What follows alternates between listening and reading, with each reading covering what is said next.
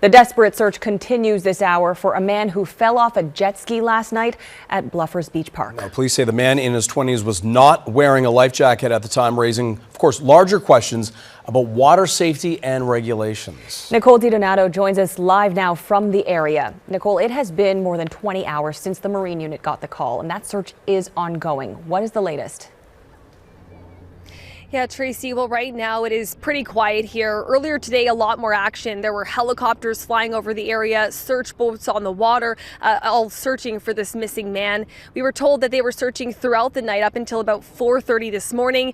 They stopped the search for a bit, resumed at 7:30 a.m. with a Marine unit and Coast Guard still looking for him. Now, earlier today, we asked police if this is still being considered a rescue mission. They would not confirm that, but they did point out that at this point, it would be hard to fathom finding someone alive. A peaceful Scarborough beach, now the site of a search operation. Police say a man and a woman on a rented jet ski fell into Lake Ontario near Bluffer's Park Beach around 9:15 Sunday night after hitting a wave. The woman was able to make it back to shore with the help of another person on a separate jet ski. But the man in his 20s who she was riding with is still missing. Officers met with his family on the beach Monday morning. Their family is obviously fairly devastated right now, but they're obviously very optimistic and hopeful that we will find him soon. Police say neither the man or the woman were strong swimmers and that the man who was operating the jet ski gave his life jacket to the woman. The female was able to live, and unfortunately the male himself obviously weren't able to swim as a result of this tragedy that occurred, and unfortunately we're still looking for him. Police say the woman did not sustain any major injuries. Life Saving Society Ontario says the victims in almost 90% of drowning deaths while boating are found without life jackets. It doesn't matter how strong of a swimmer you are, you could be an Olympian and you can still drown because you've got to factor in the other things that can happen.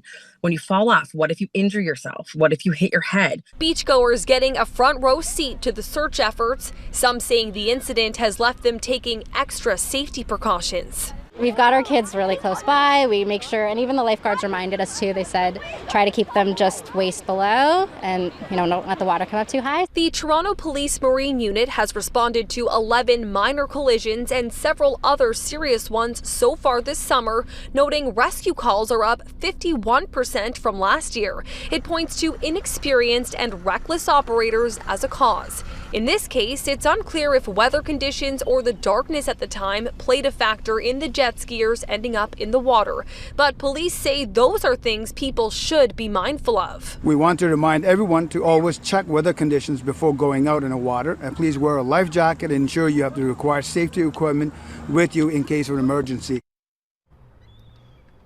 In order to operate a jet ski in Canada, including Ontario, the driver must have a boating license and be over the age of 16.